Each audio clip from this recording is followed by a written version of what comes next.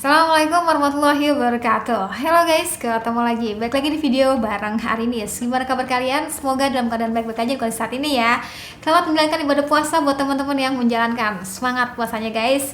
Jadi kali ini kalau ngomongin salah satu smartphone dari Samsung yang terbilangnya cukup bikin penasaran. Kenapa? Karena dengan separuh harga flagship, kalian bisa dapetin fitur-fitur flagship. Wah, menarik banget ya. Jadi penasaran kayak gimana? Yuk tonton aja videonya sampai akhir. So, kenalin ini dia Samsung Galaxy A72, seri awesome tertinggi ya untuk saat ini. Kemarin kan pernah rilis juga bebarengan si A32, A52, dan juga A72. Untuk harga sendiri bisa dibilang ya ini tuh harganya separuh daripada harga smartphone flagship ya guys. Tapi punya desain dan juga fitur yang bisa banget kalian pamerin di temen nongkrong kalian. Salah satu fitur yang gue suka itu adanya fitur IP67. Nah, dimana HP ini tuh bakal tahan air hingga 1 meter kedalaman. Wih, asik ya. Ya pokoknya fitur ini bakal berguna banget sih buat teman-teman yang mungkin suka ngambil video dalam air gitu ya, bereksperimen, atau minimal ini sudah aman banget lah kalau misalkan diajak hujan-hujanan. Iya, ala-ala apa ya?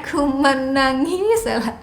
Pokoknya kayak gitu-gitu udah aman banget pakai Samsung Galaxy A72 ini. Selain itu desainnya juga nggak kalah ganteng nih guys, asli. Coba teman-teman perhatiin deh, itu desainnya mirip sama seri Note 20 series ya. Tapi di sini tuh desain kameranya lebih sopan aja nih guys, nggak begitu menonjol dan juga dibuat sedemikian rupa menyatu bareng si body yang finishing matte-nya ini. Iya, di mana-mana emang finishing matte-nya itu bakal terasa lebih premium ya looks-nya. Tapi buat teman-teman yang mungkin tangannya berminyak dan kebetulan banget nggak pakai case, itu ya bakal tetap kelihatan sih guys belentang-belentongnya.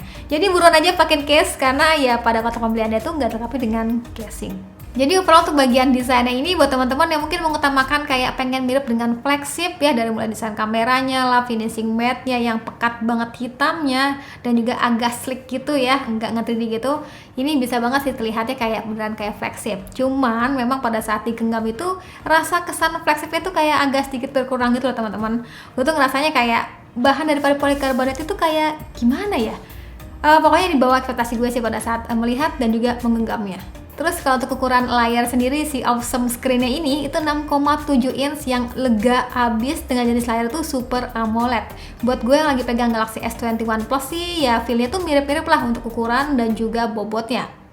Cukup mantap. Jadi untuk ukuran dan juga bobotnya sendiri bakal beda cerita sih buat teman-teman yang mungkin biasanya pakai smartphone yang slim dan juga ringan, itu nggak bakal temuin pada HP ini guys. Karena sejatinya lebih enak, lebih nyaman menggunakan dua tangan dalam pengoperasiannya. Tapi poin plusnya ya layarnya lega abis. Selain visual layar yang udah kece, model Infinity O-nya itu so mungil gitu ya, dengan bezel yang cukup tipis nih guys terbilang ya. Pengalaman nonton gue juga lebih asik nih guys rasanya, karena emang kan dilengkapi dengan dual speaker gitu, jadi terasanya balance aja kanan dan juga kirinya. Si awesome screen-nya nggak cuma itu aja nih guys, pada HP ini juga dilengkapi dengan refresh rate di 90Hz ya. Pasti enak banget bahkan untuk kebutuhan scrolling ataupun main game nih udah enak banget sih.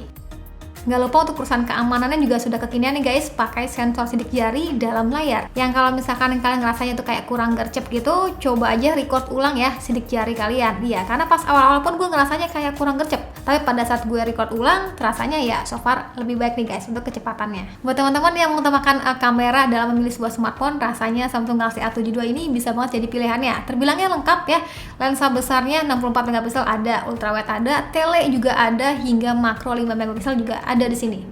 Gak lupa HP ini juga dilengkapi dengan OIS, dimana itu bakal perkembangan videonya lebih smooth. Tapi dengan sedikit catatan, nanti kita bahas aja ya. Sekarang kita ngomongin bagian kameranya. Yang gue rasain sih untuk saat ini nih ya, pada saat video ini dibuat, itu gue ngerasanya untuk pengoperasian kameranya kayak sedikit kurang gercep, dan juga ada beberapa foto yang ngerasa kayak lebih kuning untuk hasil tampilan pada kameranya. Tapi pada saat dijepret itu hasilnya udah lebih baik sih guys, dalam artian ya natural aja. Yang harapannya sih semoga aja yang kayak gini-gini tuh bakal segera dapat update software ya. Ya gue sih yakin aja sih, biasanya Samsung paling rajin kayaknya untuk update software. Kalau untuk hasil fotonya gue suka, saturasi warnanya pas, nggak terlalu strong, jadi terlihatnya tuh lebih natural. Ultrawide juga terbilangnya asik ya guys, nggak begitu melenceng dari lensa utamanya. Ya gue sih ngerasanya untuk hasil foto daripada Samsung Galaxy A72 ini bisa banget sih jadi selera kebanyakan teman-teman nih.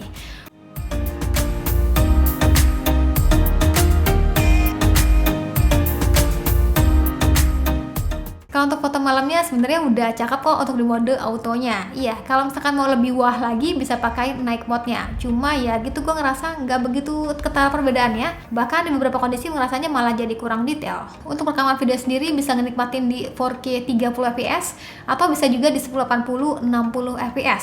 Untuk keseluruhannya terbilangnya udah baik ya. Detailnya pun dapet. Meski di file perekaman sendiri gue ngerasanya tuh cukup terasa ya guys goncangannya. Jadi buat teman-teman yang mau ngerasain video lebih stabil, bisa banget aktifin fitur steady-nya. So, kalau ini adalah contoh perekaman kameranya Samsung Galaxy A72. Ini tuh gue pakai fitur steady pokoknya ya. Jadi dimana kalau misalkan rekaman sambil jalan yang agak-agak ekstrim gitu, dia tetap stabil sih guys. Ya, sebut aja the best daripada kamera belakangnya Samsung Galaxy A72. Sambil jalan cepat juga bisa. Ya, teman-teman bisa perhatikan lah ya, tong sampahnya ini kayak gimana. Gue udah kayak mau nagih hutang. Jalan cepet-cepet banget. Terus gimana untuk bagian kamera depannya? Kamera depan sendiri kan lengkapnya dengan 32 megapiksel yang terbilangnya sudah lumayan gede ya guys.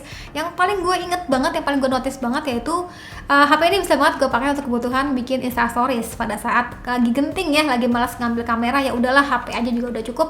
Jadi ini kan bisa rekam video hingga 4K di 30 fps, dan yang paling penting kita tuh masih bisa menyematkan nih mic, eksternal mic ya pada port jack audionya. Set gitu. Jadi kan langsung nih suara dan juga visualnya terbilangnya jadi good. So, kalau ini contoh perekaman kamera depannya Samsung Galaxy A72. Jadi sebenarnya teman-teman juga bisa merekam di 4K ataupun di 1080 60 fps. Dan ini posisinya gue rekamnya di settingan 1080 30 fps. Kalau misalkan kita perhatikan di bagian kecerahan sendiri, untuk bagian objeknya ya, itu terbilangnya masih oke banget, kece banget. Kenapa? Karena terbilang original, meski seringkali kadang kalau kita berpindah ke satu tempat gitu, dia kadang agak kuning, kadang agak yang normal gitu ya. Jadi ini mungkin sih gue ngelihatnya tinggal menunggu update software aja. Karena kalau untuk urusan performanya, HP ini dilengkapi dengan CPU Snapdragon 720G. Iya, kali ini pakai Snapdragon ya teman-teman. Dan otaknya ini tuh bisa dibilang kayak jadi favorit kelas mid-range gitu, yang terkenal dengan irit dan juga performa yang baik. Apalagi dipadukan dengan RAM 8GB dan internal memori sebesar 128GB nih.